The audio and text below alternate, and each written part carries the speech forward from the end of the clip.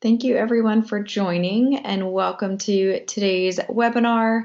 We're really excited to have you, and we are excited to have Heather Hansen joining us today.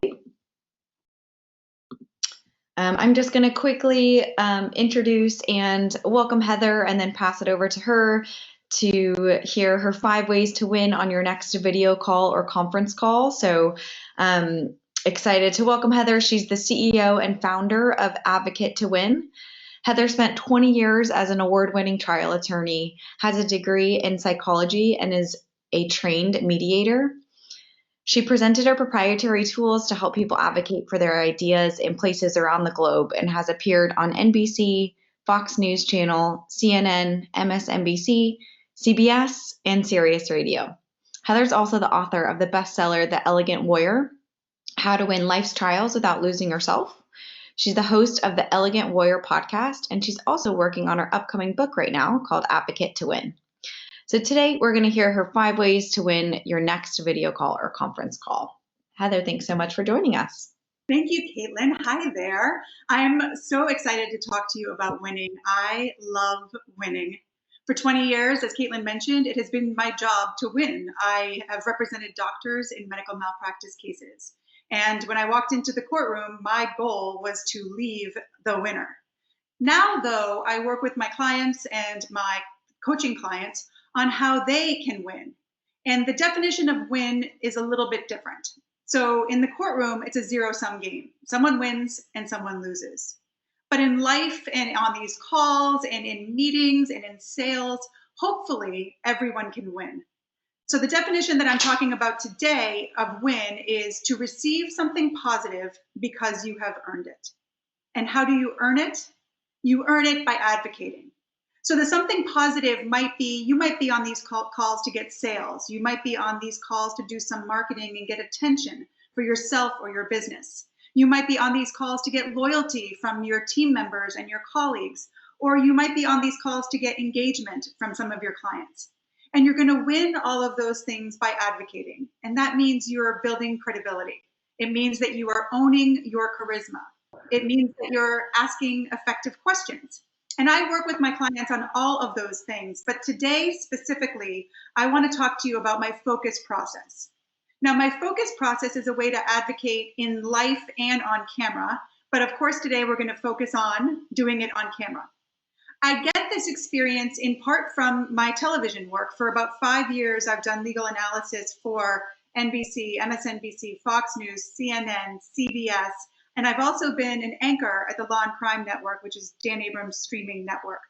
But mainly, I get this experience from 20 years of putting witnesses on videos to play for my juries. Now, I want to share with you a dirty little secret of trial law. Juries fall asleep. They do so almost every trial. One of the jurors will fall asleep. It doesn't mean that they're not trying hard. It doesn't mean that they don't want to pay attention. What it usually means is that our trials can be complicated. They can be boring. And especially after lunch, 1 or 2 members of the jury will fall asleep. When that happens, the court officer will take a glass of water, walk up to the juror who's sleeping, nudge them gently, and try to wake them up. And we see it happen more often when we bring in a video to play a video for the jury. Now, it was my job as a trial attorney to keep the jury awake.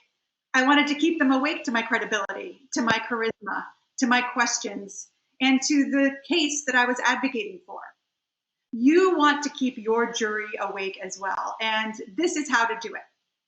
We start with F, and the F of the focus process is to figure out your jury. You have a jury. Everyone does. Your jury are the people that you want to influence and the people that you want to persuade. So on one call, your jury might be your teammates, if you're a manager, or your boss, if you are presenting something to some of your managers. Your jury might be your clients. Your jury might be your customers. And if you're trying on your call to change the perspective of your jury, first you have to know their perspective. You have no authority with people that you don't understand. And so before your call, you have this amazing opportunity to figure out your jury. Before this conference, Caitlin was nice enough to share with me some of your names. So I know some of the people here on this conference with me. I know a little bit about you, and that has allowed me to formulate this talk to speak directly to you. And you can do the same, and that keeps people awake.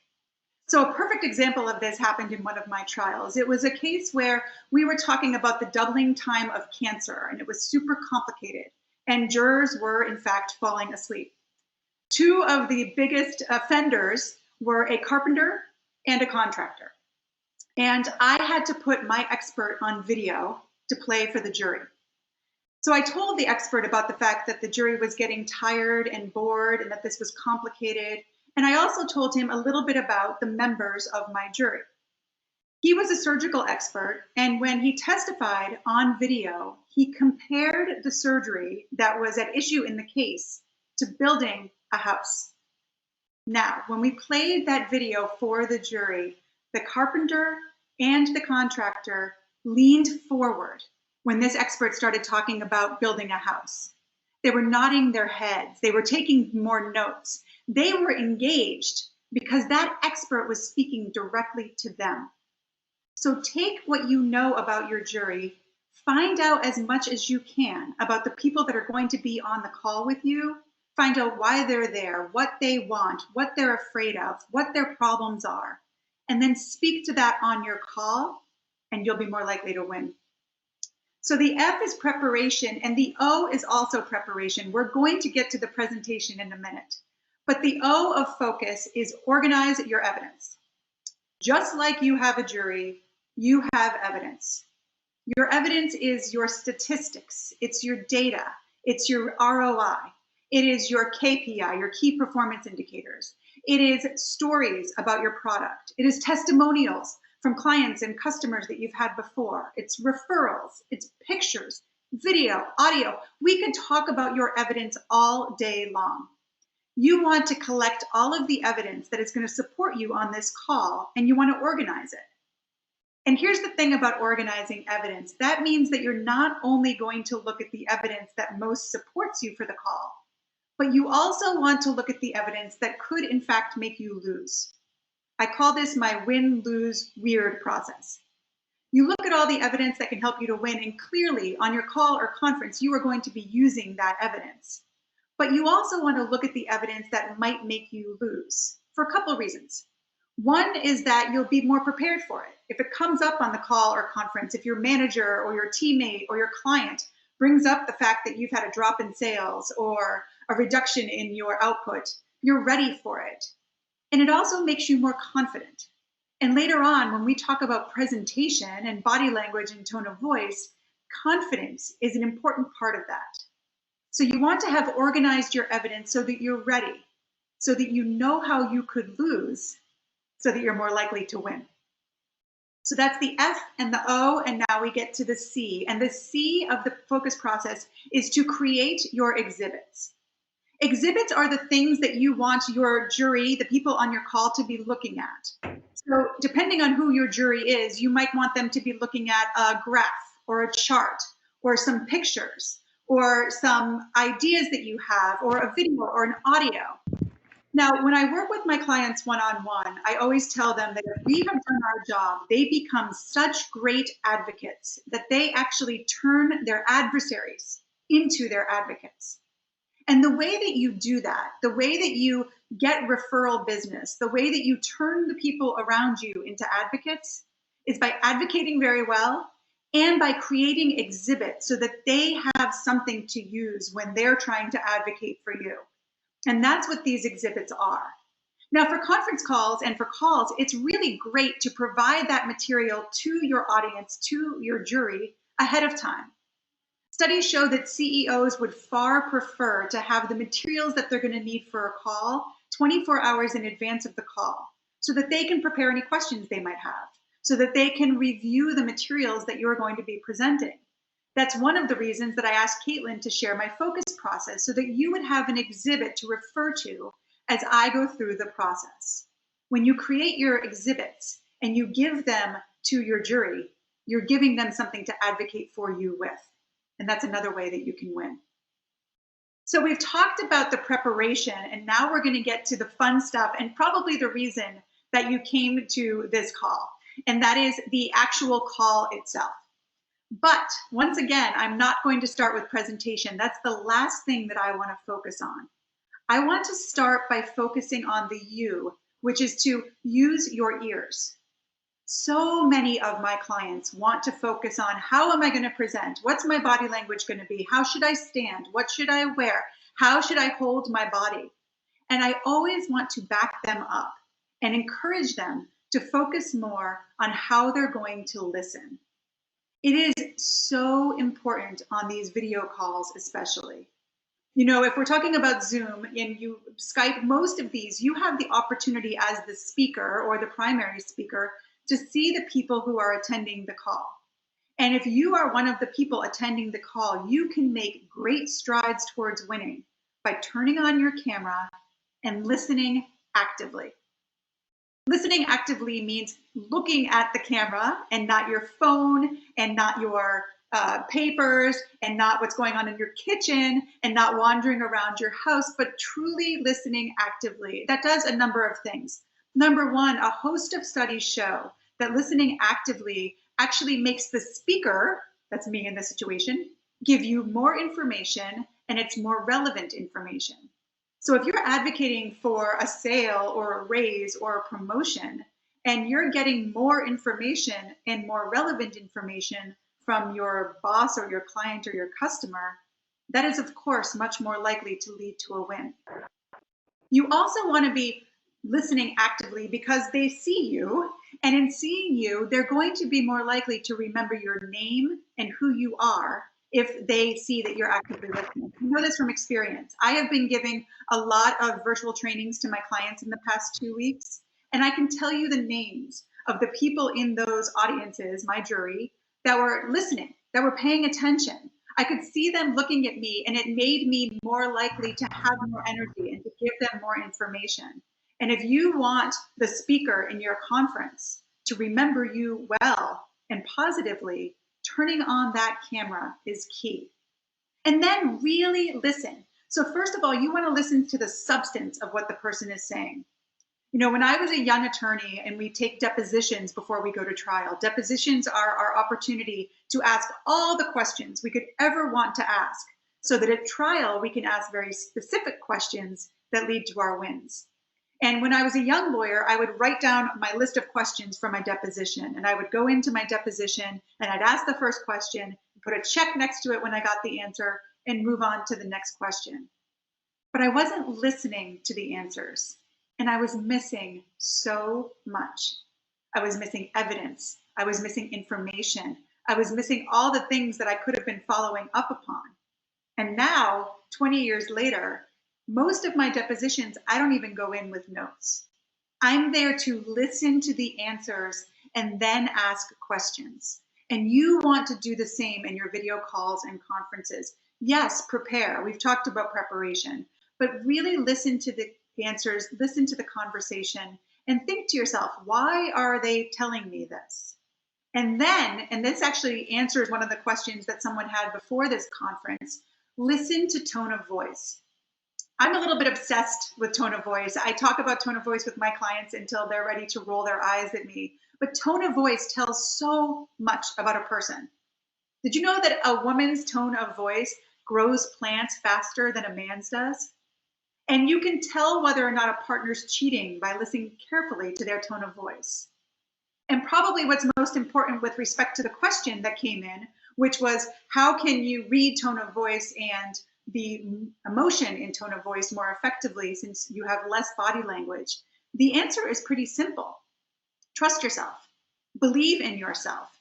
Because a host of studies, primarily one from Yale, show us that we as listeners are able to tell more about the speaker's tone of emotion from their tone of voice than we can from their body language and their facial expressions.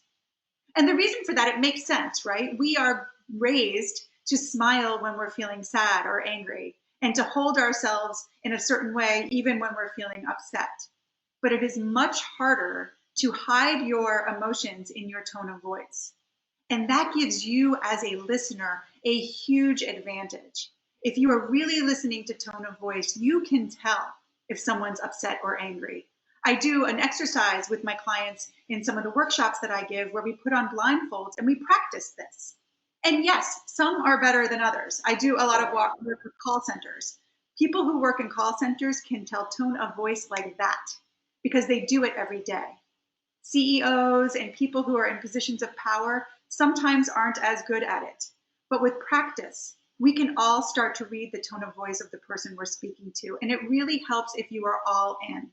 So the U of using your ears means listening for tone, listening for words, listening with your eyes and your ears and your energy and your aura, and really actively using all of your senses to listen. So we've gone through the F, the O, the C, and the U, and now I want to get to what everybody loves to talk about, what everybody wants to talk about, and that is your presence, sharpening your presence. And there's a lot to talk about here. I want to make sure that I'm staying within the confines of time and leaving time for questions, but I'm going to start with sort of the basics. So when you are on a call or conference, you want to put your camera, your computer, for me, some of us use a camera, but I use my computer. You want to put it on eye level, and you want to be looking directly at the camera for the entire conference or call. That takes practice. It is hard at first because the temptation is to either look at yourself or look at the people that you're talking to. But if you're looking directly into that camera, you are making eye contact with the people who are looking back at you, and they feel seen and heard. That's first. The next thing is to put pictures behind your computer screen of people that you know and love laughing and doing something positive and fun, because that will help your energy and your body language and your tone of voice to be more positive and enthusiastic. So you can tape them actually to the back of your computer screen so that that can help you to keep that energy up when you feel sort of like you're just talking to yourself. The other little secret of being on camera that's a huge upside of being on camera is that you can put notes behind the computer too. Nobody knows what you have there. If you're negotiating for a raise or trying to sell a product or trying to lead your team, put a bunch of notes behind the computer. Put index cards, hang them on the wall, put them on the lamp, put them on something that's behind the computer. I don't have to do that for this because this is what I do every day. But when I have to speak to a judge in my legal job, and we're doing Zoom as we are now sometimes, I will put some little reminders behind the computer to remind me of what's important so that I don't forget. And you can do the same. So we've talked a little bit about setup. Now I want to talk about light. Light, I don't know how many of you are big on selfies, but I have some friends and I've done this presentation for some people who do a lot of social media, and they're very well aware of lighting. But for those of you that aren't, the most simple way for me to put it is the best thing to do is to have the light from behind the computer, not behind you. You want light coming towards your face, and probably more light than you think is necessary. That light will warm you up and put a little bit of light on the subject. The light shouldn't be coming from the side too much. And if you want to sort of test it, so put one light, try another light. You don't have to buy any of those expensive ring lights. Just try the lamps in your house and play with it a little. Natural light is fabulous for conference calls, but you really want to make sure that the people can actually see your face. And then for the background, I have to tell you, I'm not a big fan of the Zoom backgrounds that a lot of people are using for a couple of reasons. One is that your body looks weird against it. And if people are reading your body language, it's very stilted and jumpy when you have the green screen behind you. And the other reason, the more important reason, is it's not real. If this is a real picture that I've had forever. When I do this standing, and I'm going to talk about that in a second, I often have my bookshelf behind me. I work with some clients now who have pictures of their friends and family behind them because that's where they sit. And I think that that's fabulous. It not only gives your listener, your jury, a little bit of insight into you, but it also allows for some conversation. I had a client I spoke to yesterday who said that he was on a call and he had a printer's box behind him with some collectibles, and it started a whole conversation with his team about what they collected.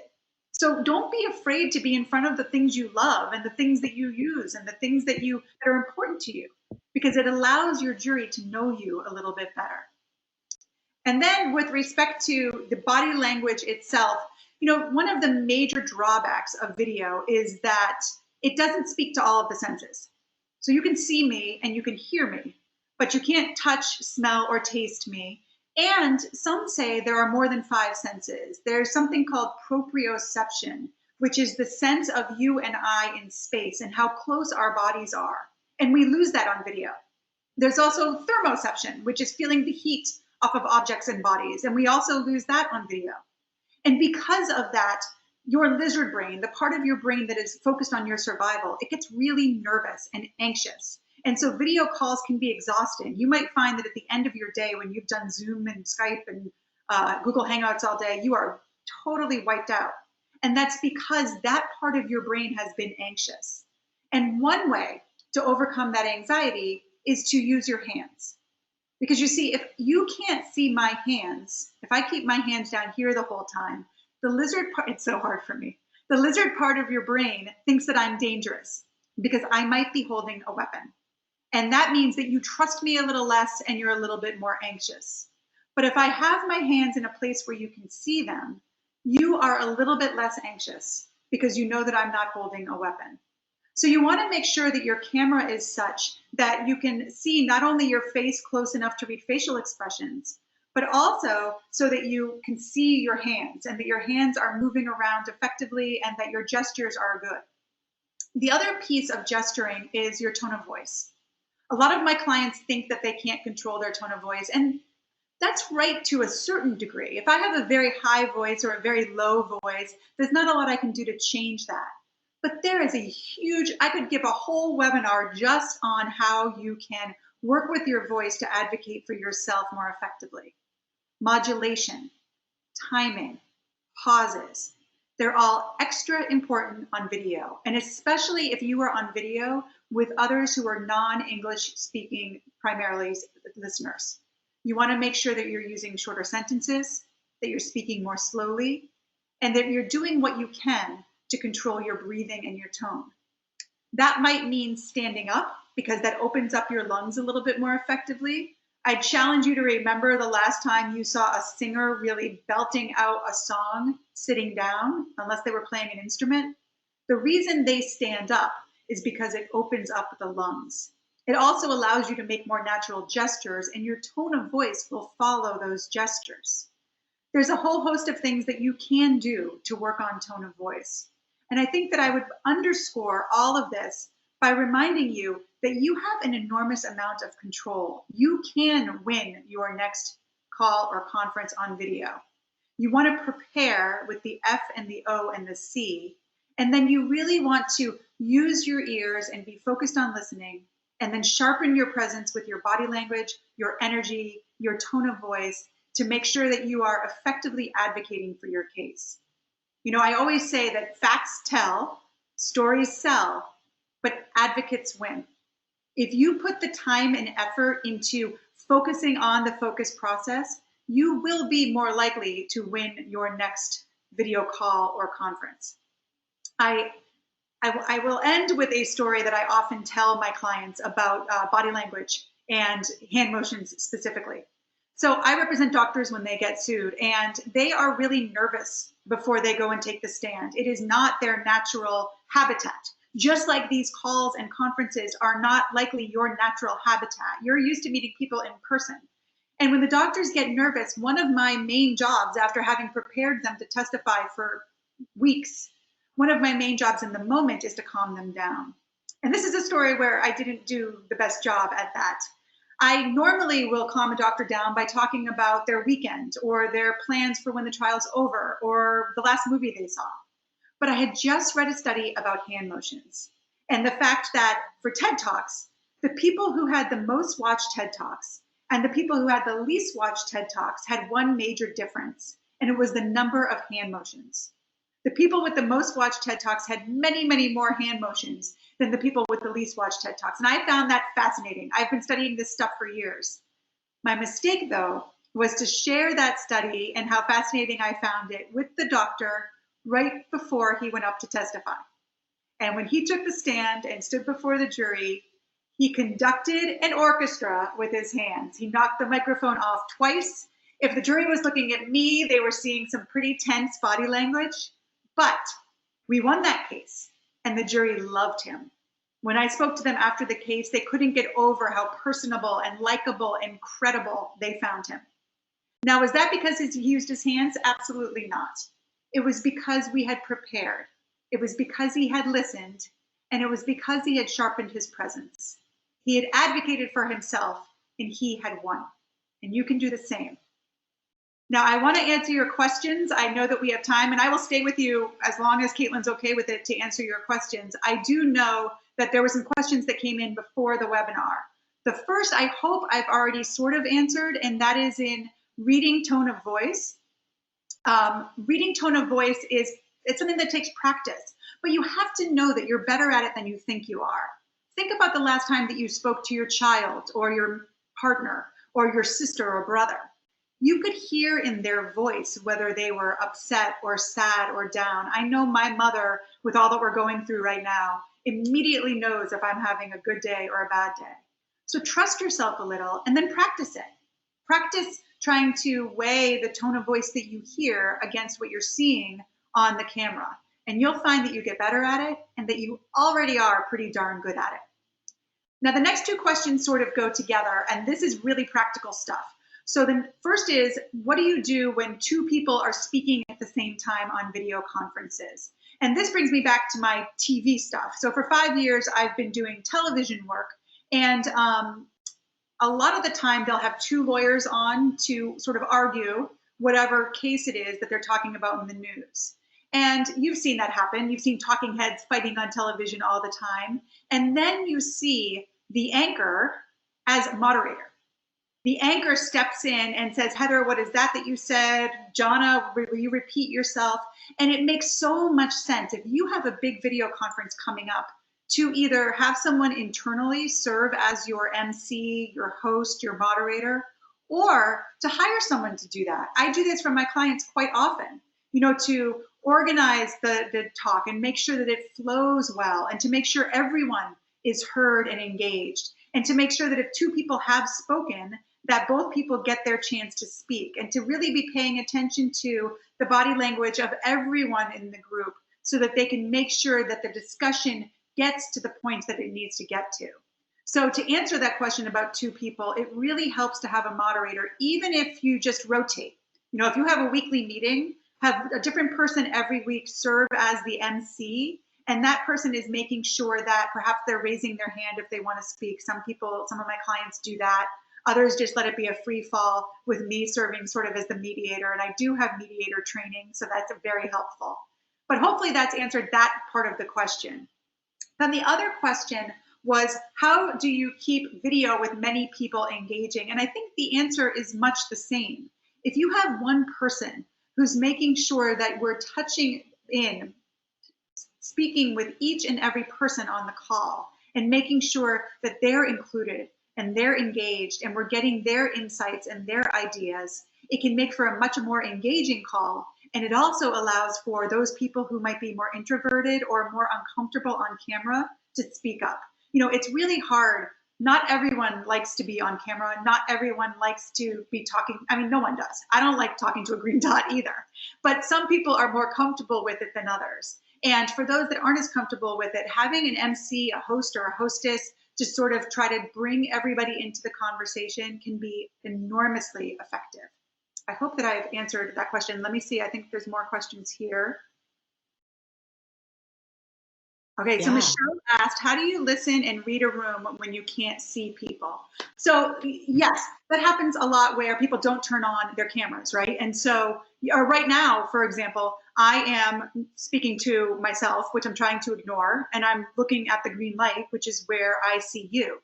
It's hard, Michelle. There's no easy way. I think that putting the pictures of people that you know and love behind the computer will help you to remember that other humans exist and are out there in this world. And then you've really got to work on your energy. If you're the one presenting, you need to make sure that you're not eating crappy food before you go on to present, that you're taking deep breaths, that you're doing your I worked out this morning. I was prepared. I made sure that I walked around a little bit in my apartment because I can't go very far. But it's not an easy thing to do, and you're very much responsible for it yourself. You're not able to feed off of your audience the way that you do in real life. So you have to feed yourself. And hopefully you get things like what I'm getting from you and some questions, so you know that the people there are actually there. But there's a couple things that I said in this talk that I'm hoping made you at least smile, if not laugh. And yet I don't know whether that happened or not because I can't feel your energy. You do lose that on video, but it is the best case option right now. So we have to do what we can with it. Trinity said, I love the tip about showing your hands. My lizard brain almost tuned out when you put your hands down. You know, I'm fortunate because I like to use my hands. So it's really uncomfortable for me to sit like this. In fact, I have to hold my hands together and sort of put them between my legs to keep them there. But for some people, it's not as natural. And with those people, we work on it. You know, I do a lot of work with people on how to use their body language, their energy, their facial expressions more effectively. And a lot of that has to do with using your hands effectively. There's all kinds of studies on what kinds of hand motions work and what kind of body motions work to make you more effective with your guru. See, any other questions? Well, Heather, the team has come up with some questions that I can just list off, and some folks that are on might submit some through the chat, but I've got them in front of me here. So first, thanks so much. That was great, and certainly some little tidbits and tips that I think everyone can do, no matter the situation or the call that they're on, which is great. A few others that we had. This is a great one. Advice on handling technical difficulties or troubleshooting when you're on an important call. It's a fabulous question, and it happens, right? So, and it's funny, a lot of my colleagues will be like, well, make sure that you have a team of tech people standing behind you so that doesn't happen. I don't have that ability. And many of you don't have that ability either. I think that this is a situation, you know, in my blog this week, I'm talking about how credibility is more important than authenticity and vulnerability. And I believe that it is. But this is a situation where authenticity and vulnerability actually work. Every single person in the audience, in your jury, knows what it's like for tech to go bad. So just say, I'm having trouble with the tech. The tech is going bad. And either disconnect the call and try it again, or continue the call. You know, it sort of depends, Caitlin, on the context, right? Is it like one of the listeners who's losing it, or is it the speaker? And you've got to find a way, if it's a speaker, to fix that. But I think that being honest about it, one of the great things about this whole Corona situation is that we are a lot more permissive with each other and a lot more understanding. And I think that if you simply say, listen, if I lose you, we'll come back at 2 o'clock, or I'll email everybody on Slack, or whatever the case may be. And the other piece of it is to make sure that you've set yourself up appropriately. I've got, and I can actually show you my piece of equipment. So I've got this Blue Yeti microphone, because it picks up sound without picking up ambient sound. So I bought that for my podcast, but now I use it on webinars. I made sure that my computer was on the best possible Wi-Fi for me. I have 2 different Wi-Fis. Some people make sure that they put their computer on the actual Ethernet, you know, plugged into the wall. So you want to do everything to prepare for that not to happen. And then you want to be confident enough with yourself to be authentic and say, look, it happened. I'm not happy about it. And let's try it again. Yeah, absolutely. And I feel in those times too, you're probably more nervous if it is you that's having the issues, that if you stay calm and kind of cool and collected, that it comes off a lot better than, you know, going into that panic mode. So those are really great. Next question. Best way to start a video or conference call and tips on avoiding the sometimes awkward waiting period while you know, you're waiting for others to join in. So usually the minute before or the minute after you're waiting for everybody to join in, what are some things that we can be doing during that kind of trial time?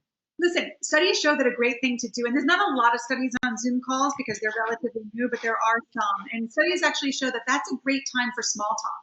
So if you're comfortable with the people who are there, you can just chat about, like, you know, how's your day? What did you have for lunch? You know, all of those things actually are part of what makes us work well together as a team. It's what makes you close to your clients and customers, knowing more about them than simply what you sell and what they buy, or how you serve and how they get, but to actually build relationships. So don't be afraid to say, how are you doing? And sort of have that conversation. If you are reluctant to engage that way, if you're the one who's presenting and you're nervous about it, there's different technology. Sometimes you can put people in a waiting room and only open up the waiting room when it seems like there's a good number of people there. But I highly recommend that you start relationships with the people who are on these calls. These are other human beings. Imagine that you got to a conference room and it was you and 2 other people. You'd start chatting.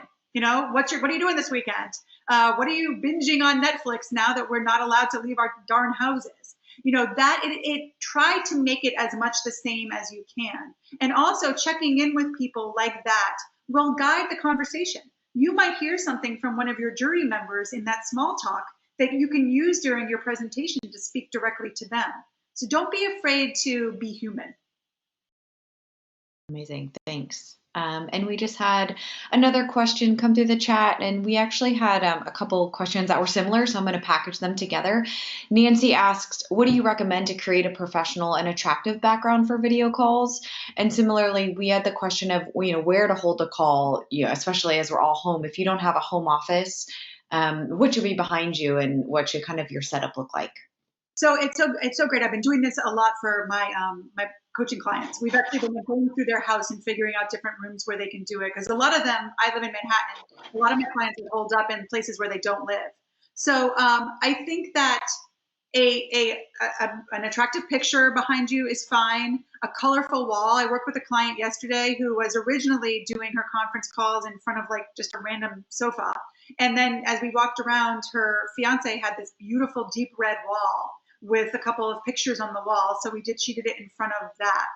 I think that a professional and attractive background, Nancy, is oftentimes books or pictures. It sort of depends on whether you're standing or sitting. When I'm standing, and depending on lighting, I will often have just the entire room behind me, because then you see my chair and my couch and my blanket. But you want, you know, much like if you were taking a picture for an interior design magazine, you just want something attractive in the background. Now, there's some people who would tell you that you should be in the foreground and have more background space. I don't think you need to worry about all that too much. I think you want to walk through your house. And if you want to email me after this and sort of send me some pictures, we can do that together. But you want to walk through the space that you're in and say, what looks good? And remember, a lot of times more important than what looks best is where is the light best. You know, I might like to switch this up sometimes because I do a lot of these video trainings, but the light, it's all windows over there. So the light over there is such good natural light. And if I put my back to the windows, because I also have my books there, all the light would be behind me and that would just not work. So it's actually more important that you have good light than that you have the perfect background. As long as your background isn't like some obscene poster or some just terrible white wall, I think you'll be okay. Right. And you make a great point, you know, the light in the room and the time of day, right? The time that your call is and where the light's going to be at that time is really important to keep that in mind too. Yeah, and you want to test it. And one way to test it, a lot of people are like, how do I test it? So if you have Skype or you have Zoom, pretend like you're starting a call and the video will come up. And then you can see, don't actually call anyone, but then you can see what you're going to look like and how, you know, I did that before this call because I wanted to make sure I was level with the camera and that my lighting was good and that I was sort of centered. I guess I could be a little more centered. But you want to check it first, especially the lighting, Caitlin, because as you said, the time of day makes a huge difference. Yeah. Next question that we had for you is how to show or assert leadership via video. So you talked a little bit about stance, and I think, you know, that power pose, we've all sort of struck that to get a little bit more confidence and get the blood flowing. But, you know, either whether it's behavioral or some things that you can say during a call or some motions with your hands, how can we show or assert leadership via video? There's so much here. So I talk about it in terms of building credibility, right? You want to be credible on the video. And there's the preparation is key because you do not want to be, it doesn't matter how good you look or how well you speak or how great your body language is if you break a promise or can't meet an expectation. So you want to make sure that you've gone through figuring out your jury and really organizing your evidence and creating your exhibits. And I have that win, lose, weird process where you actually see where the evidence can hurt you. And that really helps with credibility. So preparation, I know it's boring. It's not as much fun as talking about body language and tone, but it helps in so many ways.